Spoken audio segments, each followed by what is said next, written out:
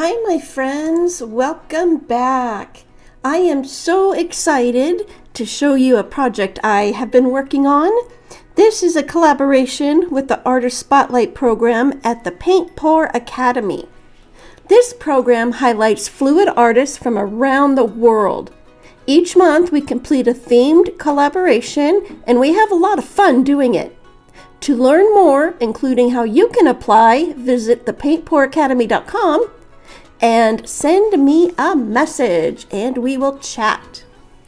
So to begin with my project, I got out one of my wood round circles and I sketched out a heart shape with copy paper and a pen. Then I cut out the heart shape out, and then I put some little marks, placement marks, on my wood round panel just to see how it's going to lay out. I just wanted to get a good eye for how big I made my heart shape. Now this heart shape is not really going to be used as a heart. This is going to be used as a leaf to my shamrock. So once I got the markers placed, I sketched out my heart-shaped template for each petal. Now it's important to note that as I'm sketching out these heart-shaped petals, I am alternating, flipping my template over so that these petals can go a different direction. And you will notice that my cat Doja, my little girl, is supervising. So you'll kind of see her shadow. You can see right there. And she'll be peeking in once in a while. So once I am done sketching out each of the petals, I am going to sketch out the stem of my shamrock. And I just hand sketched it, just kind of eyeballed how I would like it. Whoops. There she is. So once that is done, I got out my giant tub of all-purpose joint compound sheetrock. And I have never used this for texture paste. I saw a video on TikTok, someone using it, and I thought I'd give it a try, and this would be a great opportunity. So I got out a palette knife and just a regular sandwich bag, started scooping some of the material into a bag, probably a quarter way full. I didn't really know how much I was going to need, so I started a quarter way. I am going to close this bag. I tried to seal it, but the bag I got didn't seal well, so I folded the top over. Now, if you have any of those baker's piping bags, that is much better to use. They're easier to use, but for my purpose, this is what I used, and it worked pretty well. And one of the things that I did find as I was working with this, I needed to clean up a lot as I go because when it dries, it gets to be almost like a sandy, and some of the spots it dried permanent. So I just tried to avoid messes altogether and cleaned up as I went. Now once I got this bag full, I just clipped a little bit off the corner, and this will be my piping corner. And I'm testing it, it's coming out great. And when I'm ready, I'm just going to start tracing my pen lines that I did on the wood round panel. Now as I did this, it probably took me a good half an hour because I'm trying to trace as straight as I can. It is getting a little jumbly, but I'm okay with that. I like the whole distressed idea of this project that I'm going to work towards. And it was pretty easy to use and follow along the lines.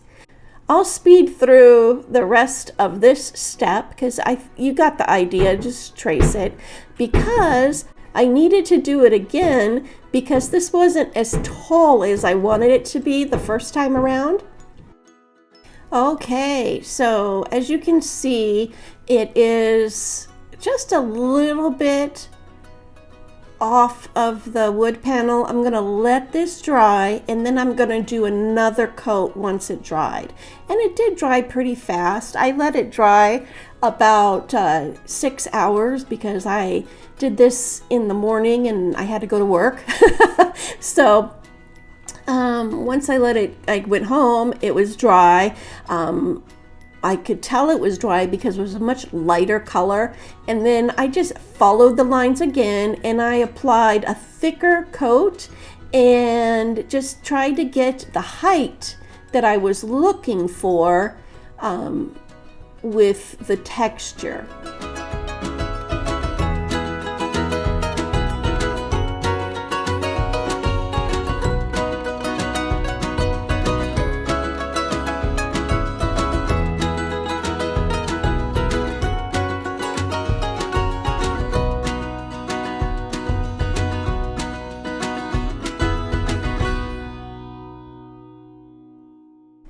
Okay, here's a little close-up, and as you can see, it is higher, and I was able to make the lines just a little bit thicker also, which I did like.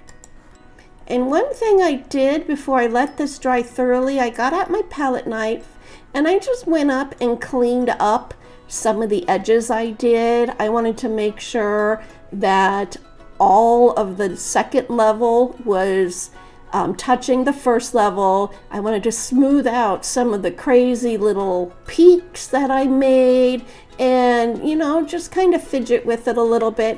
And I'm glad I did because I did like this turnout. I am going to let this dry overnight because of time, but read the directions on the bottle if you decide to do this.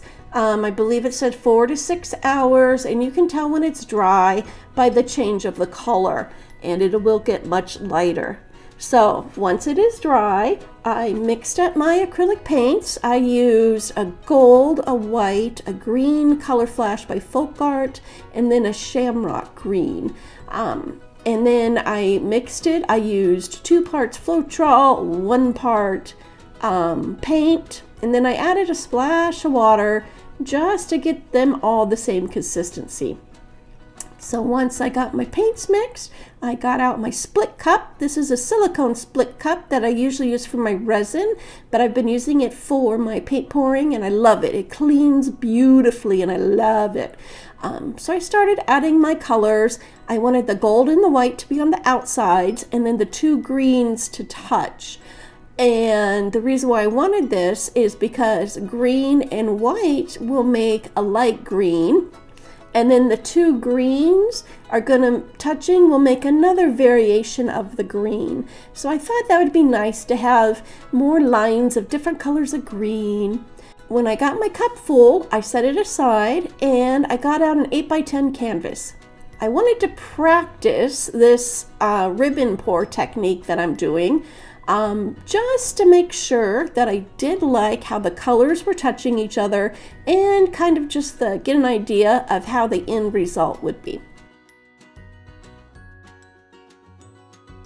I went ahead and spun it, and I must say I was very happy. I love how these colors blended and touched, and I love the white lines. They stayed true, and then the hints of gold. It was perfect. So I'm very glad I did practice on that. I will go ahead and set it aside, and then I will bring out my wood round panel, and it is thoroughly dry and it looks great. I'm super excited. So I got out my pour cup and I just started my ribbon pour technique.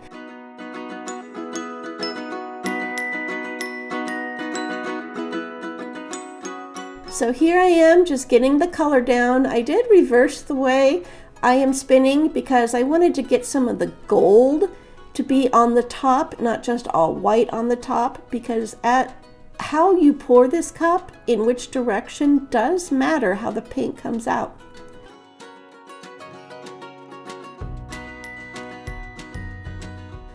Now after I spun it, oh, so awesome. I love how the paint flowed over my Shamrock, and it looked like I got some spots that I need to cover, so I thought I would just go ahead, use up whatever paint I have left, and give it another go. See what happens.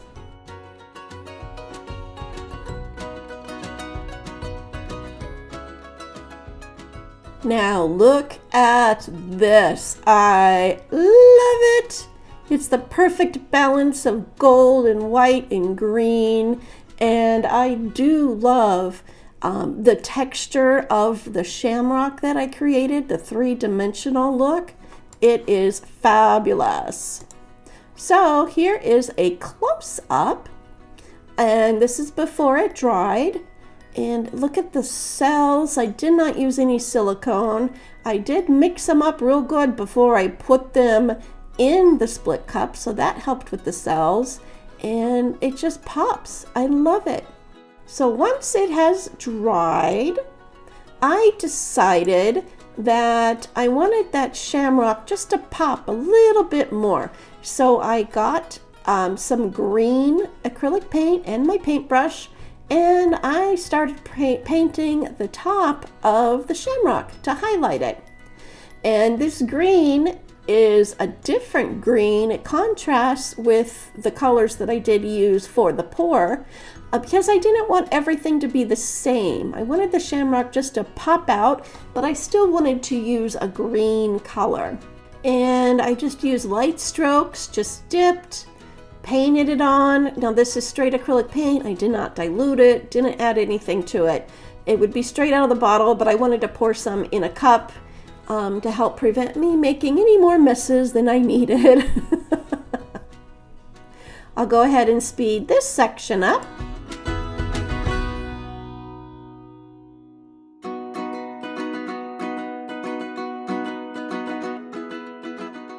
Once I'm done with that, I decided I wanted to try something I learned from one of my favorite TikTok creators.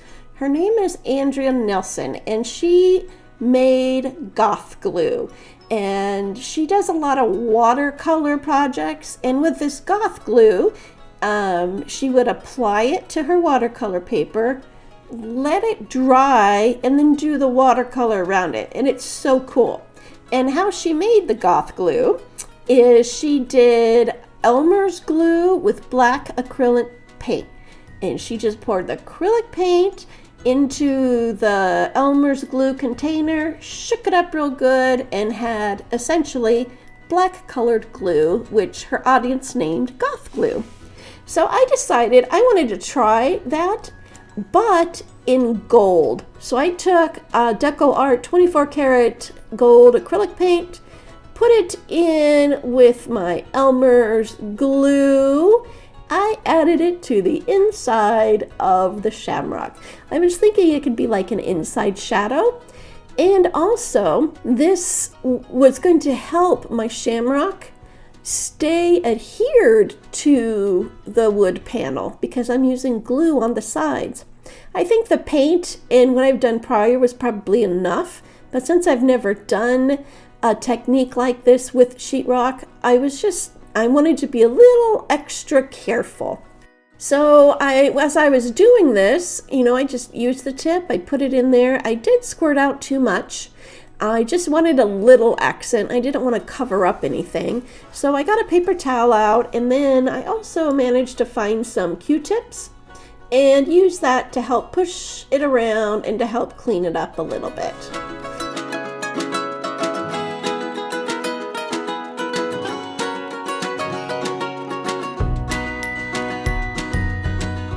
This was super fun, but as I was doing it, I was like, wow, this really is a different color gold than what I used. And I was kind of on the fence about it. So I decided to fill the stem of my shamrock with the gold to see if I would like that better. And I was like, I don't know. I'll let it dry and see what happens. So I did let it dry. And I went ahead and did the outside of the shamrock. Unfortunately, I was not able to videotape that. But I also added a little bit green inside of the stem just to help make it look a little grungy. Now, as I was looking at this, I thought it was pretty cool as it is, but it needed a little something more. So I got one of my dish sponges, Got a little bit of the same green color paint that I used to accent my shamrock. And I'm doing it's a stamping technique of distressing the edges of the piece. And it's just a little bit of paint, and I'm using downward motions, and you can see it gets the edge of the piece and distresses it just enough to look awesome.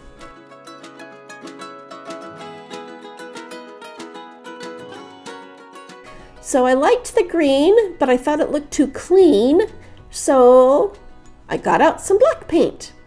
And as I was working this, I was loving this. It's starting to look so cool. I did not clean my sponge. It still has some green on it. And then I decided the black was possibly too dark. So now I'm going to get my 24 karat with the black and the green on my sponge. And it gave the perfect look that I love. Perfectly distressed, not too dark, not too bright, and not too messy. It looked great with this piece.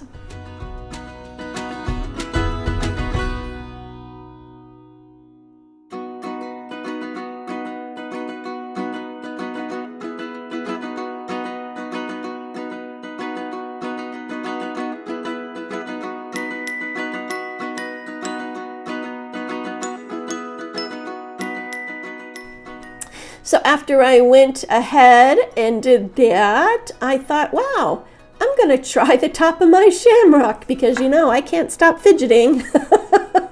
So I added some more of the black and gold, kind of dabbed it on my sponge, and then just tapped the top of the shamrock. And this was the perfect finishing look that I really love.